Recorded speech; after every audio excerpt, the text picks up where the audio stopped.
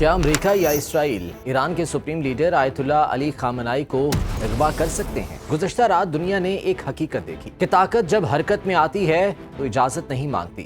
Venezuela کے صدر کو اٹھا لیا گیا بغیر جنگ، بغیر اعلان، اور اب ایک اور نام گردش میں ہے، ایران کے سپریم لیڈر آیت اللہ علی خامنائی۔ سوال یہ نہیں کہ کیا امریکہ یا اسرائیل ایسا کر سکتے ہیں، سوال یہ ہے کہ کیا وہ اس کے بعد دنیا کو سنبھال بھی پائیں گے؟ یہ کہانی صرف طاقت کی نہیں، یہ کہانی حد کی ہے۔ کیا طاقت کی کوئی حد نہیں ہوتی یا یہ لامحدود ہوتی ہے؟ یہ سوال سنسنی خیز بھی ہے، خوفناک بھی، مگر یہ ہمیں طاقت، ریاست اور تاریخ کی گہرائیوں میں بھی لے جاتا ہے۔ ایک رائے یہ بھی ہے کہ طاقت کی دنیا میں ناممکن جیسا لفظ نہیں ہوتا۔ یہ بات ماننی پڑے گی کہ عالمی سیاست میں تو کچھ بھی نظریاتی طور پر ناممکن نہیں۔ ریاستیں حکومتیں گراتی ہیں، صدور کو قتل کیا جاتا ہے، جنرلز کو اغوا کیا جاتا ہے، انقلاب برپا ہو جاتے ہیں، مگر طاقت کی دنیا میں نظریہ اور عمل کے درمیان ایک خونی فرق ہوتا ہے۔ اب سوال یہ ہے کہ امریکہ نے اسپیشل فورسز کیوں بنائیں؟ اس سوال کے جواب کے لیے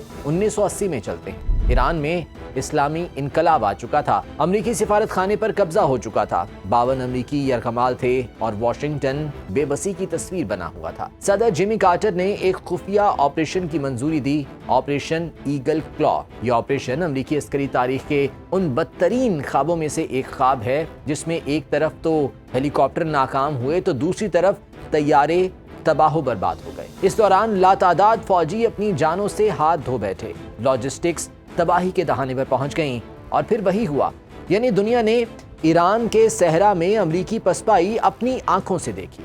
یہ صرف ایک آپریشن کی ناکامی نہیں تھی، بلکہ یہ امریکہ کی عسکری توہین بھی تھی۔ امریکہ نے اس ذلت کو کمزوری نہیں بنایا، بلکہ ایک طاقت بنانے کی ٹھانی۔ شکست کے بعد امریکہ نے خود سے کہا، ایران دوبارہ کبھی ہمیں یوں ذلیل نہیں کرے گا۔ یوں جدید ڈیلٹا فورس وجود میں آئی، اسپیشل آپریشنز کمانڈ نے نئی شکل لی اور دنیا کی مہلک ترین فورسز تشکیل پائیں۔ یعنی اگر یہ کہا جائے تو شاید غلط نہیں ہوگا کہ آج کی امریکی اسپیشل فورسز دراصل ایران ہی کی پیداوار ہیں۔ یہاں ایک سوال پیدا ہوتا ہے کہ امریکہ کو پھر وینزویلا میں کامیابی کیوں ملی؟ اس کی وجہ بھی جان دیجیے۔ وینزویلا ایک ریاست نہیں ہے، بلکہ ایک کمزور ڈھانچہ ہے جو معاشی طور پر ٹوٹا ہوا، سیاسی طور پر منقسم اور ادارہ جاتی طور پر مفلوج ہے۔ اس بات میں بھی حیرت نہیں کہ کراکس ایک کھلا شہر ہے جہاں ریاستی وفاداریاں بھی خریدی جا سکتی ہیں، وہاں انٹیلیجنس نیٹ ورک کمزور ہے۔ یہ وہ ریاستیں ہوتی ہیں جہاں افراد گرنے سے نظام گر جاتا ہے۔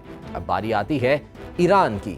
ایران فرد نہیں ہے، نظام ہے۔ ایران شخص نہیں ہے بلکہ ریاستی نظریہ ہے۔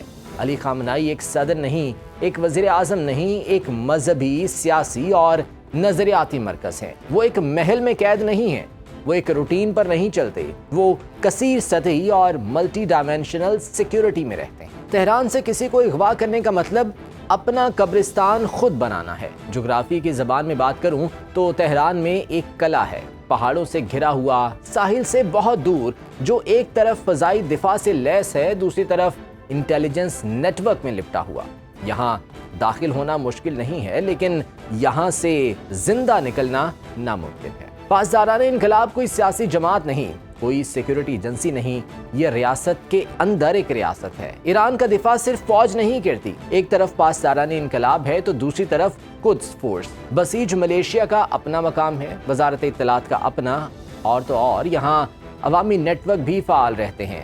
مطلب یہ ایک بایولوجیکل دفاعی نظام ہے جس کا ایک خلیہ ہٹاؤ تو دوسرا حرکت میں آ جاتا ہے۔ یہاں پر کسی کے اغوا کا مطلب کھلی جنگ کی دعوت ہے۔ آیت اللہ خامنائی کا اغوا اتنا آسان نہیں ہے، بلکہ ایسی حرکت لبنان کو بھڑکا دے گی تو یہ واقعہ عراق کو بھی سلگا دے گا، شام کو میدان جنگ بنا کر رکھ دے گا، حتیٰ کہ یمن کو بھی آگ لگا دے گا۔ یہاں اگر آپریشن کیا گیا تو یہ صرف ایک آپریشن نہیں ہوگا، یہ عالمی زلزلہ ہوگا۔ واشنگٹن جانتا ہے ایران کا ایک مذہبی پہلو بھی ہے۔